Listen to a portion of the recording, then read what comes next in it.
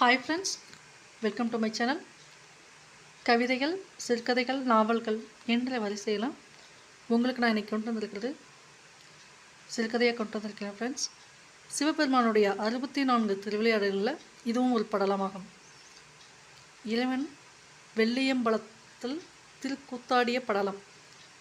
இந்த படலம் 6வது படலம். பார்க்கலாம் வாங்க.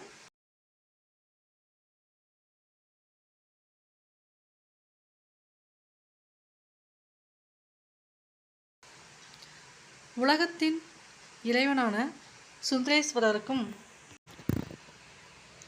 உமையம்மையாகிய தடாதகைக்கும் மதுரையில் திருமணம் இனிதே நிறைவேறியது. திருமணம் முடிந்தவுடன் திருமணத்திற்கு வந்திருந்த மன்னர்கள், தேவர்கள், முனிவர்கள் உள்ளிட்ட அனைவரையும் விருந்துக்கு மதுரையின் அரசரான சுந்தரேஸ்வரர் அழைப்பு விடுத்திருந்தார். அவரின் அழைப்பினை ஏற்று அனைவரும் பொற்றாமரை குளத்தில் நீராடி விருந்து சாப்பிட வந்தார்கள். திருமண விருந்தில் பங்கேற்க வந்தவர்களுள் பதஞ்சலியும் வியாக்கிரத பாதரும் அடங்குவர். இவ்விருவரும் தில்லை பொன்னம்பலத்தில் உள்ள தில்லை அம்பலவாணரின் திரு நடனத்தினை வழிபட்ட பின்புதான் உணவு உண்பதை வழக்கமாக கொண்டவர்கள். இப்போது திருமணத்திற்காக மதுரை வந்திருந்தவர்கள் இறைவனான சுந்தரேஸ்வரரிடம், எங்களின் தந்தையே, நாங்கள் பொன்னம்பலத்தில் தாங்கள் ஆடி அருளும் திருநடனத்தை தரிசித்த பின்புதான் தினமும் உணவு உண்பதை வழக்கமாக கொண்டுள்ளோம்.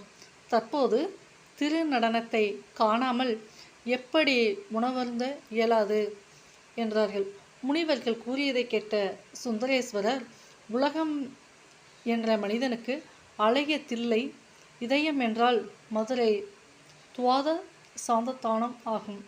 ஆதலால் தில்லை பொன்னம்பலத்தில் நிகழ்த்திய திருநடனத்தை இம்மதுரையில் யாம் செய்து காட்டுவோம் என்று கூறினார். அதனை கேட்ட முனிவர்கள் இருவரும், கருணை கடலே, உலகம் என்ற மனிதனுக்கான ஏனைய உறுப்புகள் யாவை என்று வினாவினர். அதற்கு இறைவனார், மூலாதாரம் கமலாயம் எனப்படும் திருவாரூர், அங்கே நான் தியாகராஜ மூர்த்தியாய் அருள் புரிகின்றேன். சுவாதிஷ்டானம் திருவானைக்காவல், அங்கே ஜம்புகேஸ்வரர் மூர்த்தியாய் அருள் புரிகின்றேன். மணிப்பூரசம் திருவண்ணாமலை, அங்கே அருணாச்சல மூர்த்தியாய் அருள் புரிகின்றேன். விசுத்திஸ்தானம் தட்சண கைலாசம் எனப்படும் திரு காளகஸ்தி, அங்கே நான் காலத்திரு நாதனாக அருள் புரிகின்றேன். ஆக்ஞானஸ்தானம் அதாவது பூர்வ மத்தியம் காசி, அங்கே நான் விஸ்வநாத மூர்த்தியாக அருள் புரிகின்றேன். திரு கைலாயம் பிரம்மரந்திரம் அதாவது சுழிமுனையின் உச்சியாகிய இடம், அங்கே நான் ஸ்ரீ கண்ட பரமேஸ்வரனாக அருள் புரிகின்றேன். இம்மதுரை துவாத சாந்தம் அதாவது உச்சிக்கு மேல் 12 அங்குல அளவில் உள்ள பாகம்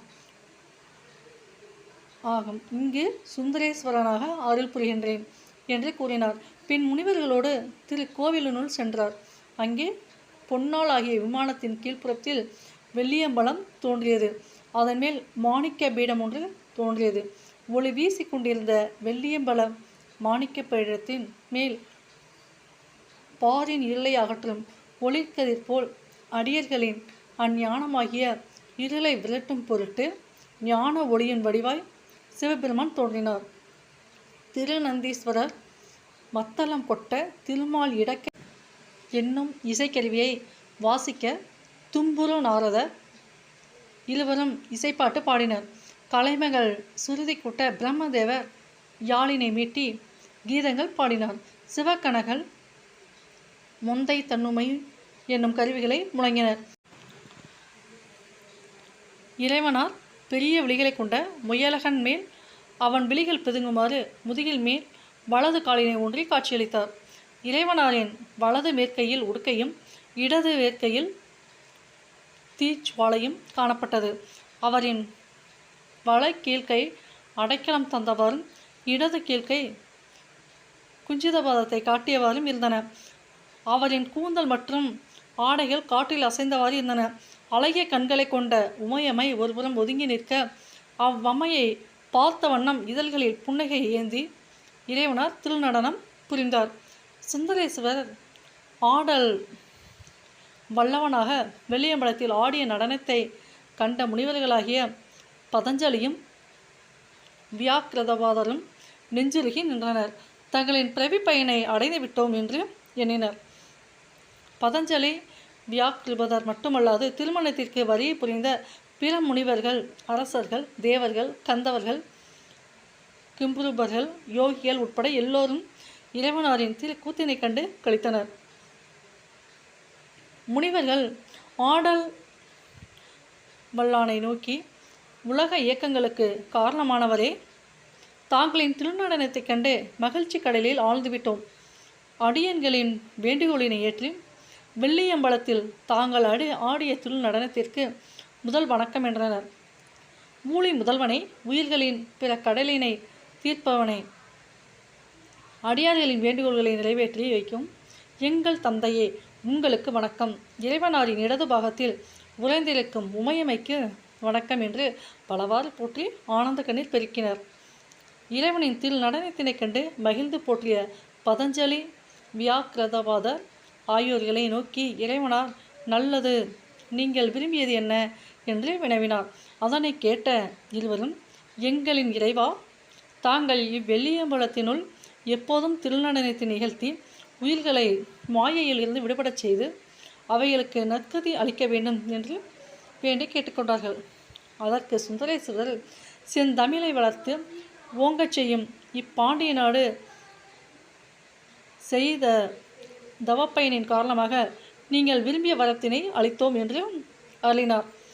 பதஞ்சலி முனிவர் சுந்தரேஸ்வரிடம், முக்காலமும் ஆனவரே, ஆதியே, எம்பெருமான் தாங்களின் திருநடனத்தை நேரே கண்டுகளித்த அனைவருக்கும் இப்பூமியில் மீண்டும் பிறவாத ஒப்பற்ற சிவகதியை அடைய அருள் புரிய வேண்டும் என்று வேண்டினார். சிவபெருமானும் அதற்கு இசைந்து அருள் புரிந்தார்.